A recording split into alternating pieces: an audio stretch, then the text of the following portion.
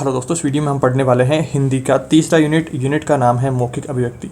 मौखिक अभिव्यक्ति से सीधा तात्पर्य आपको ये लेना है कि बोलकर के अपने विचार, जो अपने भाव हैं, उनको किसी दूसरे व्यक्ति के साथ में अभिव्यक्त करना, व्यक्त करना, तो वो मौखिक अभिव्यक्ति आएगा। दूसरी ओर अगर लिखित अभिव्यक्ति कहीं पर लिखा हुआ आता है तो लिखित अभिव्यक्ति का क्या मतलब होगा कि लिख करके अपने भाव व्यक्त करना, अपने विचार व्यक्त करना। और यहाँ पर बात हो रही है मौखिक अभिव्यक्ति को लेकर के।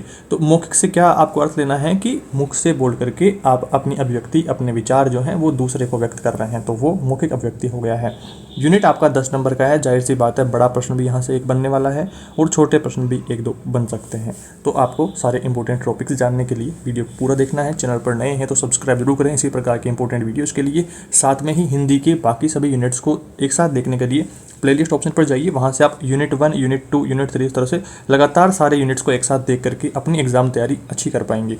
तो आइए सबसे पहले बात करते हैं। फर्स्ट आपका टॉपिक यहाँ पर आता है आपके अभिव्यक्ति क्या है।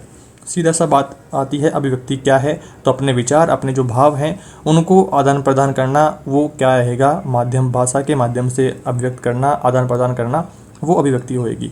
आदान में दूसरों के विचार को ग्रहण किया जाता है और प्रदान में अपने विचारों को दूसरों तक पहुंचाया जाता है। सिंपल सी बात आप जानते हैं। भावों विचारों को प्रकट करना अनिवार्य है, ये कोई बात हुई नहीं। यहाँ पर मनुष्य के मन में भावनाओं और विचारों का उद्गम होता है।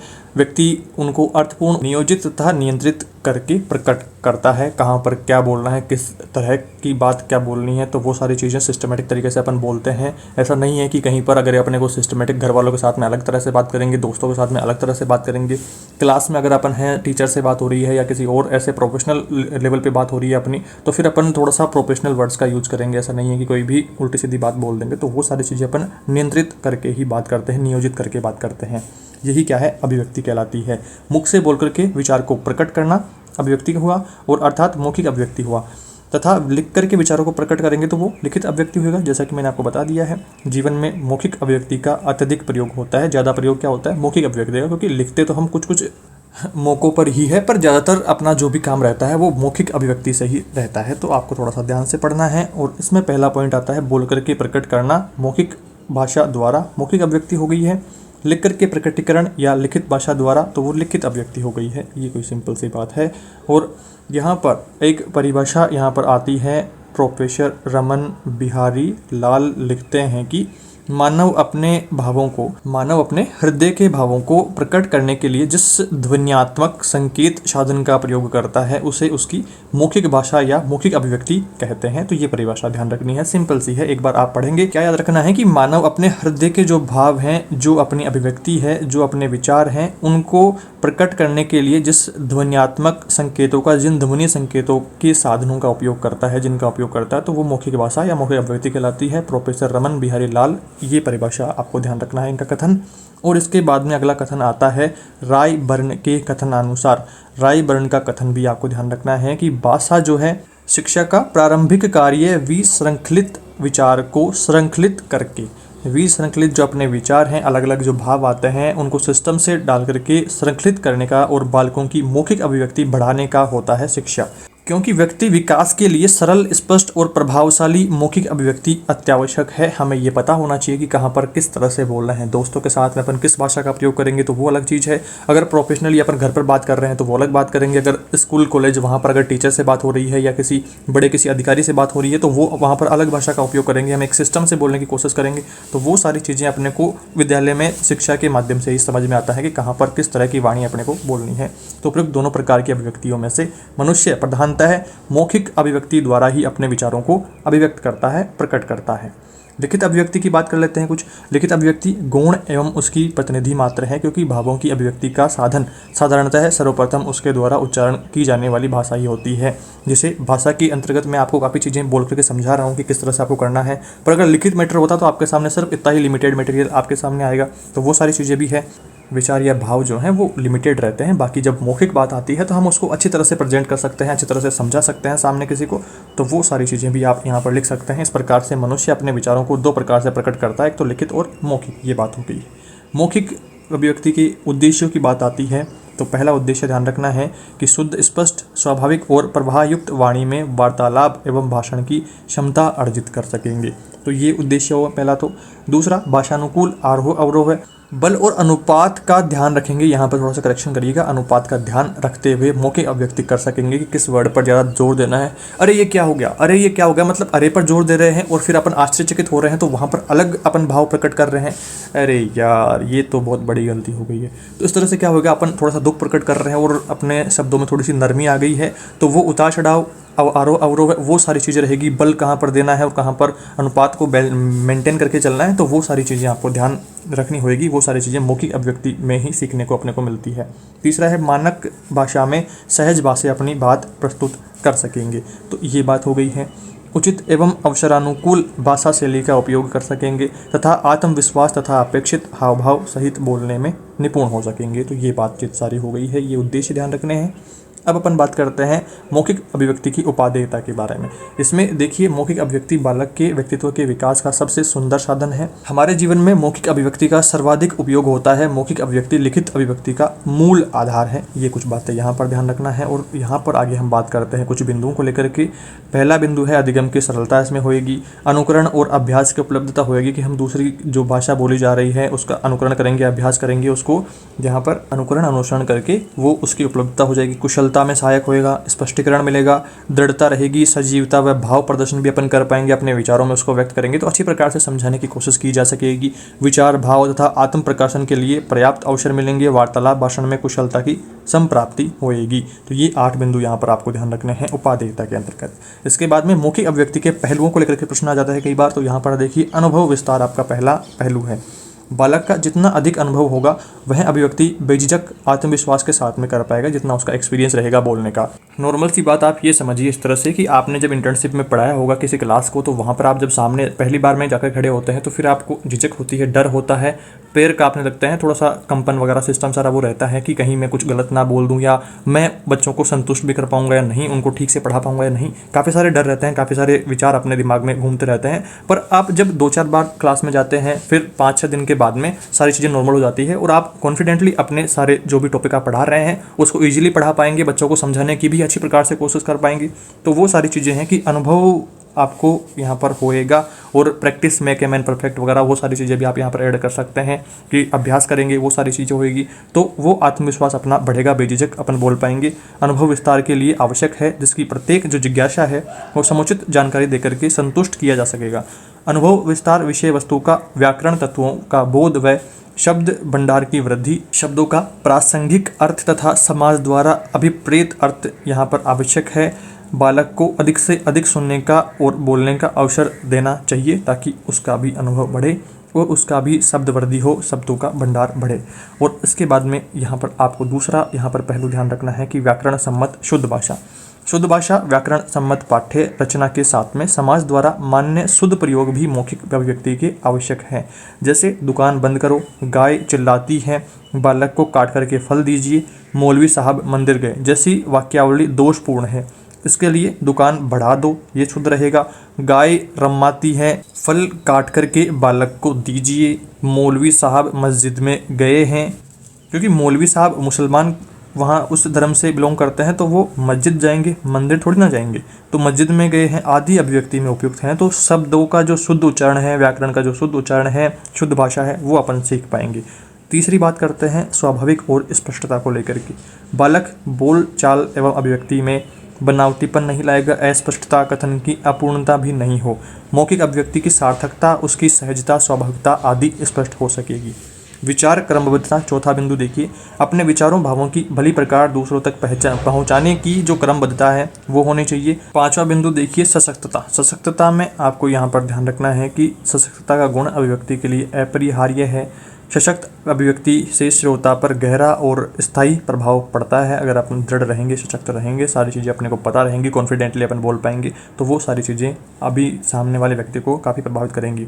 प्रवाह, छठा बिंदु देखिए, विचार या भाव आदि प्रभाव में न हो तो संदेश संवाद ही विहीन हो जाता है। श्राव्य होने पर भी श्रोता समझ नहीं पाता है। तो प्रवाह वगैरह वो सारी चीज़ें, उतार चढ़ाव, वो सारी चीज़ें अपने को देखनी होगी। जिस तरह से मैंने आपको भी थोड़ी देर पहले बताया कि जैसे अरे कहाँ जा रहे हो, तो वो क्या रहेगा, बल देकर के प्रवाह उसका अलग रहेगा कि आश्चर्यचकित होकर के पूछ रहे हैं कि तुम कहाँ जा रहे हो, या उनको रोकने के अर्थ में पूछ रहे हैं कि तुम कहाँ जा रहे हो, बिना पूछे क्यों जा रहे हो, तो वो सारी चीज़ें भी इफेक्ट करती है।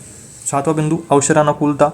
अवसरानुकूलता, इसमें देखिए छात्रों को श्रोताओं की आयु, सामाजिक स्तर, स्थिति व स्वरूप और समझ की क्षमता के अनुसार अपनी भाषा का प्रयोग करना चाहिए। हर्ष, शोक, आदेश आदि का प्रयोग प्रसंग के अनुसार करना चाहिए। तो ये सारी चीज़ें भी अपने को उतार चढ़ाव वगैरह वो सारी चीज़ देखनी रहेगी। तो अवसरानुकूल ऐसा नहीं है कि दुख का अगर माहौल बना हुआ है और आप वहाँ पर खुशी की बात कर रहे हैं या कोई खुश होने वाली कोई बात जोक वगैरह बोल रहे हैं, तो वो चीज़ें वहाँ पर अवसरानुकूलता सही नहीं है, गलत हो गया मामला। तो अवसरानुकूलता भी आपको ध्यान रखनी होगी, जैसा माहौल है उस अनुसार आप बात करने की वो कोशिश करेंगे। आगे देखिए 8वां बिंदु प्रभावोत्पादकता। प्रभावोत्पादकता में देखिए मौखिक अभिव्यक्ति का मुख्य जो उद्देश्य है वो श्रोता तक अपने संदेश का और या सूचना का प्रभावी ढंग से शीघ्रता से आपको पहुंचाना है। इसलिए अभिव्यक्ति में प्रभावोत्पादकता होनी चाहिए कि सामने वाले पर प्रभाव उसका पड़े। इस तरह से अपने वर्ड को यूज करते हुए आप उसको कहेंगे, अपनी बात को रखेंगे। तो ये सारे बिंदु यहाँ पर 8वां बिंदु हो गया है। और अब एक प्रश्न की अपन बात करते हैं, कहानी व कविता सुनना तथा सुनाना बच्चों की मौखिक अभिव्यक्ति को विकसित करने में किस प्रकार से सहायक होती है। कहानी सुनाने से बच्चों की जो मौखिक अभिव्यक्ति है, बोलने की जो क्षमता है या उनका जो शब्दों का भंडार है वो किस तरह से बढ़ता है, ये सारी चीज़ें नॉर्मल बेसिक है। पर एक इस तरह का कोई प्रश्न अगर आपके सामने आता है तो फिर उसका उत्तर में आप क्या लिखेंगे, किन किन लाइंस को आप मेंशन करते हैं। तो कुछ लाइंस अपन यहाँ पर डिस्कशन कर लेते हैं ताकि थोड़े से आइडियाज़ आपके दिमाग में आना शुरू हो जाएं ऐसे किसी प्रश्न को लेकर के। पहली लाइन यहाँ पर देखिए, कहानियाँ सुनना सुनाना प्राथमिक कक्षाओं में छोटे बच्चों के लिए होता है, बच्चों की भाषा सीखने में बहुत मददगार रहता है। कहानी सुनना सुनाना बच्चों के लिए रुचिकर होने के साथ साथ उनकी सृजनात्मकता को भी बढ़ाने वाला होता है, उनकी जिज्ञासा को बढ़ाता है। कई बार बच्चे सुनी सुनाई कहानी में मनचाहा बदलाव करके अपने मित्रों को सुना देते हैं। इसके द्वारा बच्चे न केवल शब्दों के साथ में बल्कि विभिन्न घटनाओं को भी समझने लगते हैं। साथ ही यह बच्चों की कल्पनाशीलता को बढ़ाता है। कल्पनाशीलता को बढ़ाएगा, जैसे एक राजा था, रानी थी, उनका बड़ा महल था, ऐसे कुछ बाग बगीचे थे, तो वो अगर ऐसा कुछ बताएंगे, ऐसी कहानियाँ बच्चों को सुनाएंगे तो वो कल्पना करेंगे कि कैसा महल हो सकता है या फिर कैसा उनका बाग बगीचा हो सकता है, उनका राज्य कैसा हो सकता है, तो वो सारी वो कल्पना करेंगे। कहानी इस मायने में भी महत्वपूर्ण रहेगी कि वह बच्चों में अनुमान लगाने की क्षमता बढ़ाती है। जैसे कभी बच्चे कहानी सुन रहे होते हैं तो उनकी जिज्ञासा लगातार बनी रहती है कि आगे क्या होगा, इसकी जिज्ञासा लगातार बनी रहती है। वे अपने स्तर पर अनुमान लगाते रहते हैं कि समय समय के साथ में उनके अनुमान और ज़्यादा सटीक होने लगते हैं, उनको एक्सपीरियंस हो जाता है, उनकी कल्पनाशीलता काफ़ी बढ़ जाती है, कल्पना शक्ति बढ़ जाती है। तो ऐसे कुछ विचार आपको यहाँ पर ध्यान रखने हैं। पर आजकल थोड़ा सा सिस्टम अलग हो रहा है, रील्स में, शॉर्ट्स में, इनमें बच्चे ज़्यादा जा रहे हैं, मोबाइल फ़ोन बच्चों को चाहिए सबको, तो सिस्टम थोड़ा सा गड़बड़ हो रहा है। पर बेसिक चीज़ें आपको ये ध्यान रखनी है, किस तरह से कहानियों के माध्यम से बच्चा अपनी मौखिक अभिव्यक्ति को ज़्यादा जल्दी और अच्छी प्रकार से सीख पाएगा, अपनी कल्पना शक्ति को बढ़ा पाएगा। तो वो सारी बातें हैं। अगला महत्वपूर्ण प्रश्न आप यहाँ पर देखिए, शिक्षण में बातचीत किस प्रकार से मददगार बनती है। शिक्षण में बातचीत कैसे मदद करेगी। शिक्षण में मौखिक अभिव्यक्ति चित्र दिखा करके बातचीत करने से प्रारंभ होती है। बातचीत या समूह चर्चा में बच्चों के अपने विचार को बेझिझक, स्पष्ट व स्वतंत्र रूप से प्रकट करते हैं, उसमें आत्मविश्वास बढ़ता है। औपचारिक रूप से बातचीत के माध्यम से बालक बोलने के तरीकों को समझता है। बालक विचारों भावों के अनुकूल सही शब्दों का चयन करता है। बोलते समय ध्वनि का उतार चढ़ाव, विराम एवं लय की महत्ता को समझ लेता है। इसके बाद में अगला प्रश्न आता है आकलन को लेकर के, आकलन की आवश्यकता और इसकी विशेषताएं वगैरह अगर आपको प्रश्न पूछी जाती है तो फिर यहाँ पर पहला बिंदु ध्यान में रखिए, भिन्न भिन्न विषयों में एक अवधि विशेष में बच्चों की प्रगति, कितना उन्होंने सीखा है, क्या उन्होंने योग्यता हासिल करी है, उसमें आने वाले जो परिवर्तन है उनका पता लगाना, आकलन जो मूल्यांकन है वो होएगा। बच्चों की अभिव्यक्ति जो व्यक्तिगत है उसके विशेष ज़रूरतों को पहचानना कि क्या बच्चों ने सीख लिया है और अब क्या सिखाने की ज़रूरत है, तो वो भी अपन आकलन से, मूल्यांकन से वो सीख पाएंगे, वो पता लगा पाएंगे, मूल्यांकन से वो चीज़ें पता लग पाएंगी। और तीसरा बिंदु, अधिक उपयुक्त तरीकों के आधार पर अध्यापन और सीखने की स्थितियों की योजना बना पाएंगे कि जो अपन विधियां अभी यूज कर रहे हैं उनसे बच्चे सीख पा रहे हैं, नहीं सीख पा रहे हैं, तो उसको अपन सटीक अंदाज़ा उसका लगा पाएंगे, सटीक जानकारी मिल पाएगी। और फिर आगे किस रणनीति से, किस विधि से सिखाना है वो भी अपन पता लगा पाएंगे आकलन से, मूल्यांकन से। तो ये बातें हो गई है। चौथा बिंदु देखिए, बच्चों के मन में आकलन के प्रति व्याप्त जो भय है, आकलन के प्रति व्याप्त भय कब होएगा, ज़्यादा डर कब रहेगा, जब आपकी एग्जाम जैसे हो रही है, पूरे साल में कभी कुछ हुआ नहीं और अब सीधा एक साथ एग्जाम आ गई है और उसमें पेपर बैक रहने के काफ़ी सारे लफड़े हैं, तो वो ऐसा सिस्टम आता है तो फिर क्या रहेगा, भय रहता है, डर रहता है। अगर आपका वीकली टेस्ट होगा या मंथली टेस्ट होता रहता तो ऐसी कुछ दिक्कतें नहीं आती, या आपको पता होता कि क्या क्या सिलेबस में है, सारा कुछ नॉर्मल ही है, इतनी टेंशन लेने की जरूरत है नहीं, तो वो सारी चीज़ें आपको पहले से पता रहती, उतना डरने वाली कोई बात नहीं होती। पर अभी आप जब एक साथ एग्जाम देने बैठ रहे हैं तो फिर थोड़ी सी दिक्कतों का सामना आपको करना पड़ रहा है, थोड़ा सा आपको भय है, और इसको दूर करने के लिए अपन मूल्यांकन आकलन वो सारी प्रक्रिया रहती है। उन्हें स्व आकलन के लिए भी प्रोत्साहित करना है कि खुद का भी आकलन करते रहें कि क्या क्या हमने सीख लिया है, किन टॉपिक्स में मैंने गलती करी है, क्या क्या मुझे अब और सीखना है बाकी है, तो वो सारी चीज़ें खुद भी आकलन करते रहें। पांचवा बिंदु देखिए, प्रत्येक बच्चे को सीखने और विकास करने में मदद करना और सुधार की संभावनाएं खोजना। तो ये सारी चीज़ें यहाँ पर आकलन के विशेषताएं, उद्देश्य वगैरह हो गया है। तरीकों को लेकर के अगर प्रश्न आता है कि आकलन कैसे किया जाएगा, उसके कुछ तरीके बताइए। तो पहला क्या है, व्यक्तिगत आकलन। एक एक व्यक्ति का आप पर्सनली आकलन करें, तो वो एक बच्चे को केंद्र में रखते हुए किया गया आकलन, जब वह कोई गतिविधि करता रहा हो उसे पूर्ण करता हो। कोई गतिविधि कर रहा है बच्चा, उसको आप देख रहे हैं, फिर उसके ऊपर अपना कमेंट पास करना कि तुमने सही किया है या गलत किया है, या क्या क्या कमियां रह गई है, किस तरह से इसको और सही ढंग से कर सकते हो। तो वो क्या हो गया, व्यक्तिगत आकलन हो गया, एक प्रॉपर एक व्यक्ति पर फोकस करते हुए आकलन करना। इसके बाद में दूसरा आकलन, सामूहिक आकलन, मतलब एक पूरे ग्रुप का आकलन। किसी कार्य को पूर्ण करने के उद्देश्य से बच्चों द्वारा सामूहिक रूप से कार्य करवाते समय सीखने सिखाने की जो प्रगति है, इसका आकलन। और आकलन का यह तरीका बहुत उपयोगी और आसान है कि पूरी क्लास का एक साथ टेस्ट लेकर के आपने कितना टॉपिक सीख लिया है उसकी मार्किंग कर देंगे कॉपी चेक करते हुए। तो ये सिंपल सी मेथड हो गई है। जिस तरह से आपकी एग्जाम्स होगी, एग्जाम होने के बाद में कॉपियाँ चेक होंगी, फिर आपका स्कोर कार्ड जारी कर दिया जाएगा। तो ये एक सामूहिक आकलन हो गया है। इसके बाद में स्व आकलन, खुद का भी आप आकलन करिए। स्वाकलन में क्या बातें ध्यान रखनी है, देखिए, बच्चे द्वारा स्वयं के सीखने तथा ज्ञान में और कौशल में जो वृद्धि हुई है, जो प्रक्रियाएं, रुचि, व्यवहार आदि में जो परिवर्तन हुआ है, प्रगति हुई है, उसको चेक करने के स्वाकलन से संबंधित आपको बात ध्यान रखनी है कि खुद का आकलन। सहपाठियों द्वारा आकलन, आपका दोस्त, आपका जो साथ पढ़ने वाले हैं वो आपका आकलन करें, तो वो क्या होएगा, सहपाठी द्वारा आकलन। ये बात हो गई है यहाँ पर एक बच्चे द्वारा समूह के दूसरे बच्चे का आकलन करने, और दो बच्चों की जोड़ी या समूह द्वारा आकलन करवाया जाता है। तो ये सारी चीज़ें आकलन से रिलेटेड आपको यहाँ पर ध्यान रखनी है। आई होप दोस्तों इस तरह से आपने सारे महत्वपूर्ण टॉपिक्स को ठीक तरीके से समझ लिया है, जान लिया है, और याद भी अधिकतर टॉपिक्स हो गए होंगे। ज़्यादा कुछ यहाँ पर हार्ड टॉपिक कोई भी ऐसा नहीं आया है कि आपको स्पेशली उसी के ऊपर फोकस करते हुए याद करना पड़े। सारी बेसिक बातें थी जो हमने यहाँ पर समझ ली है। अब इसके बाद में आपके काफ़ी कमेंट्स थे कि सीरीज में इस यूनिट से या इस सब्जेक्ट से किस तरह से प्रश्न पूछे जाते हैं, वो भी आप आगे वीडियो में मेंशन करते जाएं। तो अब अपन सीरीज ओपन करके देखते हैं कि इस यूनिट से आपके किस किस टाइप के क्वेश्चन पूछे गए हैं प्रीवियस ईयर एग्जाम्स में। पहला प्रश्न आप यहाँ पर देखिए कि एक यहाँ पर 2019 में प्रश्न आया हुआ है इस यूनिट से कि मौखिक अभिव्यक्ति के जो कौशल हैं इनकी विशेषताएं क्या रहेंगी। पहला है स्वाभाविकता आएगी, स्पष्टता रहेगी, बोधगम्यता, सर्वमान्य भाषा, मधुरता रहेगी, श्रेष्ठता रहेगी। तो मौखिक अभिव्यक्ति अगर आपकी सही रहेगी तो ये सारी विशेषताएं आपके अंतर्गत आ जाएगी। तो ये पॉइंट ध्यान रखना है। मौखिक अभिव्यक्ति कौशल की परिभाषा अगर आपको पूछी जाती है तो मुख से व्यक्त होने वाली भाषा मौखिक है। मुख के अवयवों के माध्यम से भावों विचारों की अभिव्यक्ति मौखिक अभिव्यक्ति है। इस तरह से थोड़े से भारी शब्द आपको यूज करने हैं, ये बातें ध्यान रखनी है। नॉर्मली आपको पता है कि मुख से बात हो रही है तो मौखिक हो गई है, पर एक पारिभाषिक तौर पर आप उसको कैसे लिखेंगे तो इन शब्दों का आप ध्यान रखें। इसके बाद में अगला बिंदु आप यहाँ पर देखिए, प्रश्न आता है मौखिक रचना या वार्तालाप का अभ्यास कराने के लिए किन किन साधनों का प्रयोग आप कर सकते हैं, उपयोग आप ले सकते हैं, सहायता ले सकते हैं। तो चिन्हों का प्रयोग कर सकते हैं, कहानी कह सकते हैं, कहानी श्रवण सुनना कहना ये हो गया, अभिनय या वाद विवाद प्रतियोगिता आदि कर सकते हैं। तो मौखिक अभिव्यक्ति उधर हो जाएगी।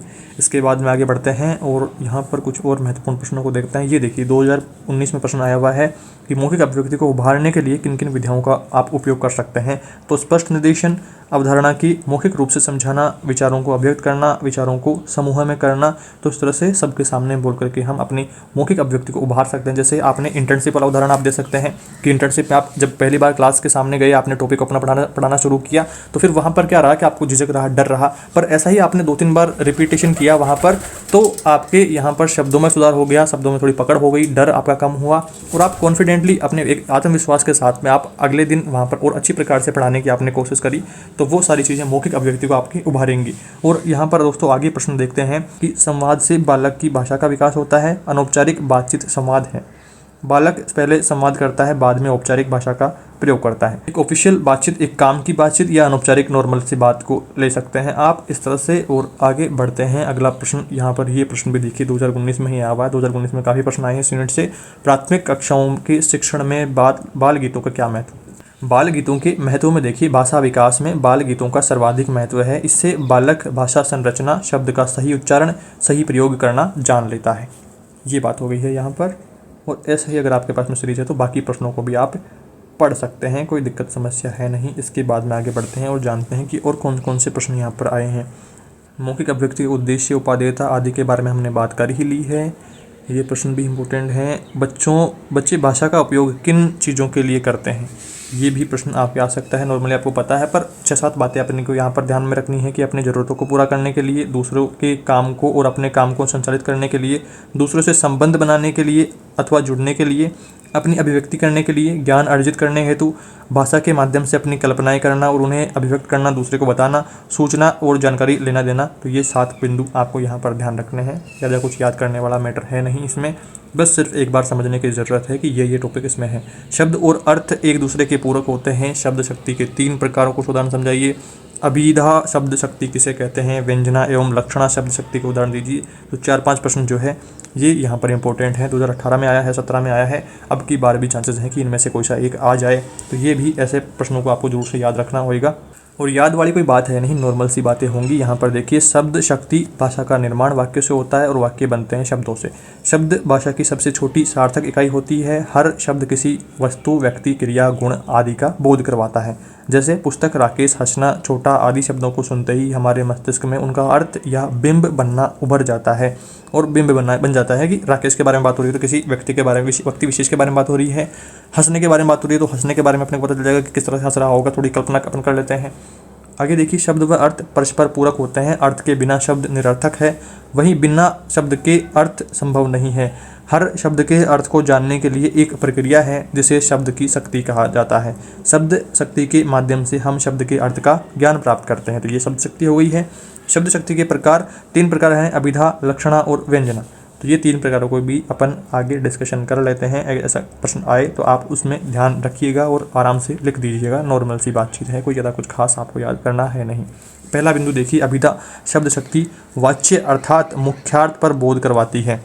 मुख्यार्थ पर बोध कराती है। उदाहरण देखिए कि सुनते ही पढ़ते ही सीधे समझ में आ जाती है। जैसे सहमी चिड़िया घोंसलों बिन हो रही है, दर बदर हाँप कर उड़ती हैं चिड़िया, घर नहीं मिलता कहीं, घोंसले नहीं बने तो चिड़िया बच्चे दे कहाँ। तो ये सिंपल सी बात है, आपने समझ लिया है एक बार में ही कि चिड़िया बिना घोंसले के सहमी सी उड़ रही है और हाँप रही है और वो अपने बच्चे कहाँ दे, इस असमंजस में है।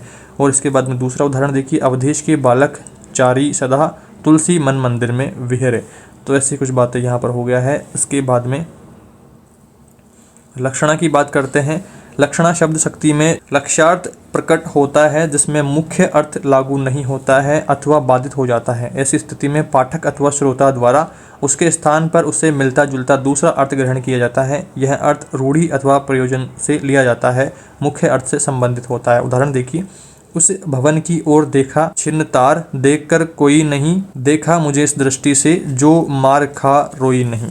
हम जानते हैं कि दृष्टि मार नहीं खाती है और ना ही रोती है। मार खाना और रोना मानवोचित कर्म है। इस काव्यांश में मुख्य अर्थ लागू नहीं होता है, तब वह हमें इससे संबंधित अन्य अर्थ ग्रहण करते हैं। वह पत्थर तोड़ने वाली स्त्री जीवन संघर्ष में बार बार चोट खा करके भी नहीं रोई है, इस तरह से इसका अर्थ निकलेगा। तो लक्ष्य किसी और पर रखा जाता है और वर्डों को किसी और वर्डों का यूज किया जाता है, तो वो रहेगा लक्ष्यार्थ में। अलग शब्दों का यूज हो गया है। इसके बाद में व्यंजना में देखिए, व्यंजना में क्या बातें ध्यान रखनी है कि शब्द शक्ति व्यंजनार्थ को अभिव्यक्त करती है। यह अर्थ अभिविधा अथवा लक्षणा से प्रकट नहीं होता है। इसमें एक बात को भीतर से कोई और दूसरी बात छिपी रहती है। पाठक या श्रोता अपनी समझ से अर्थ ग्रहण करता है।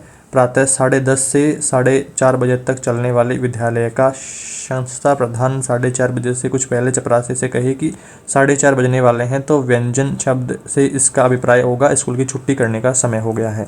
साहित्य में व्यंजना का अत्यंत महत्व है। व्यंजना से रचना अत्यधिक प्रभावी हो जाती है। उदाहरण देखिए, चलती चाकी देख के दिया कबीरा रोय, दो पाटन के बीच में साबुत बचाने कोई। इस दोहे का प्रारंभिक अर्थ क्या है कि कबीर चलती चक्की देख करके दुखी हो जाते हैं।